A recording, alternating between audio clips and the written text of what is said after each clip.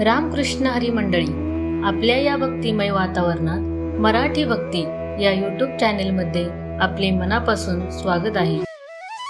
हिंदू धर्मात श्रावण महिन्याला विशेष महत्त्व आहे। या महिन्यात श्रावण सोमवार आणि श्रावण शनिवारचा उपवास केला जातो। 5वा श्रावण सोमवार 2 सप्टेंबरला करायचा आहे की नाही, कारण 2 सप्टेंबरला सोमवती अमावस्या म्हणजे पिठोरी अमावस्या आहे। अशातच भक्तांमध्ये संभ्रम निर्माण झालेला आहे। तुमच्या या प्रश्नाचे निरसन आज आपण करणार आहोत। मराठी पंचांगानुसार सोमवती अमावस्या तिथी 2 सप्टेंबरला पहाटे 5:21 पासून ते 3 सप्टेंबरला सकाळी 7:24 पर्यंत असणार आहे। उदय तिथीनुसार 2 सप्टेंबरला पिठोरी अमावस्या असणार आहे। अशा स्थितीत पिठोरी अमावस्या पितरांसाठी विशेष मानली जाते। त्याशिवाय पिठोरी अमावस्या ही शुभ मानली जाते। शिवाय ही श्रावण अमावस्या असल्याने सोबतच अमावस्या तिथी 3 सप्टेंबरला सकाळी 7:24 संपणार असल्याने या दिवशी श्रावण सोमवारचे व्रत म्हणजे उपवास धरायचा आहे। 5 श्रावण सोमवारचा दुर्मिळ योग 71 वर्षानंतर जुळून आला आहे। 2 सप्टेंबरला श्रावण सोमवारी शिवमुठ सूत असणार आहे।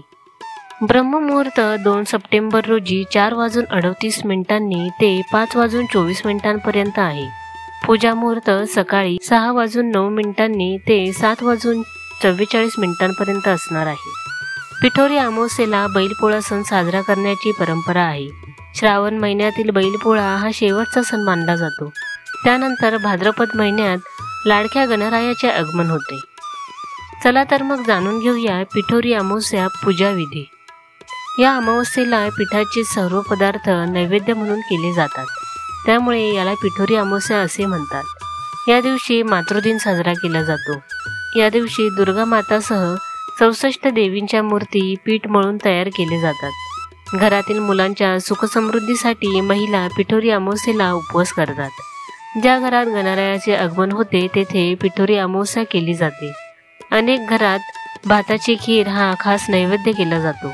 याशिवाय अमावस्येला पितृदोषापासून मुक्तीसाठी उपाय केले जातात।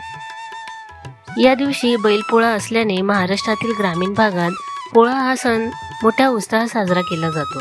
सकाळी उठून घरातील बैलांना नदीवर नेऊन त्यांना उटणे लावून त्यांची आंघोळ घालून विविध वस्त्रांनी आणि दागिन्यांनी सजवलं जातं।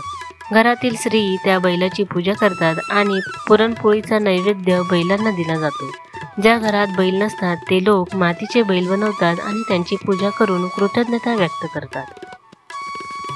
व्हिडिओ आवडल्यास चॅनेलला सबस्क्राईब करा, लाईक करा आणि शेअर करा। धन्यवाद।